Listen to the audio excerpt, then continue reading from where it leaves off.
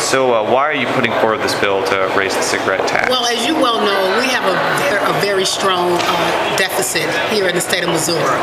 And we will get monies coming in from the federal stimulus packet. However, I don't think that the monies that we get in from the stimulus packet will really take us through for a permanent increase in revenue. So what this would do is we would have an increase in revenues that would be permanent. $90 million we would have coming in as a result of this sales tax increase on cigarettes. When it's not a sales tax, an excise tax. We're the lowest, second lowest in the nation.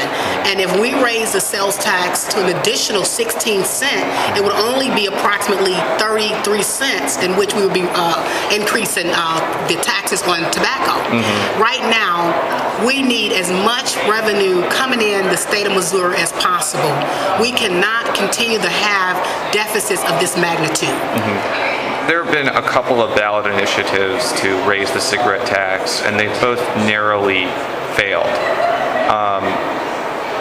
Do you think that doing it through the legislature is a better way of going about that goal, or do you think it could even be more difficult because some legislators might oppose the tax increase? Well, absolutely. This would be easier because what you saw during the time they were wanting to increase the cigarette taxes, I mean, there was approximately 75 cents. That's a huge increase. No one wanted to touch that. This here is a little bit lower than 75 cents. We're only talking 33 cents a pack. And I truly believe that the $90 million will really bring a strong infusion to the state revenue here in the state of Missouri. People really understand, if they really understand that we need to have a permanent means to generate revenue in the state capital, in the state of Missouri, then I think that we're going to have a lot of support back in this bill. It's not a tax on everyone. This is a tax on those that smoke. If you don't smoke, you don't get taxed. So it's like a pay to play. Opponents of raising the cigarette tax have put forth a couple of arguments. Number one, you're raising taxes on people who might be addicted to a very addictive substance. Number two, you might be raising taxes on low-income individuals.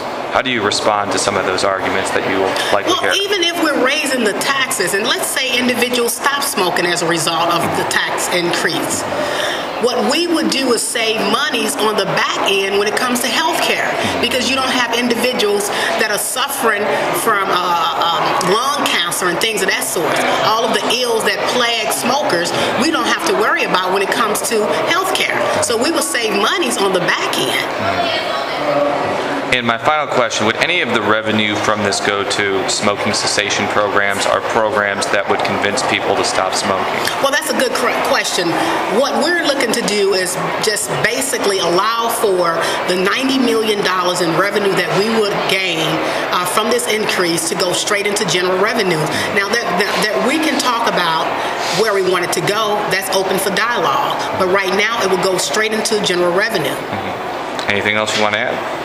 I think that this is a really good bill to bring about a certain level of revenue right now and even in the future needs when it comes to the economy.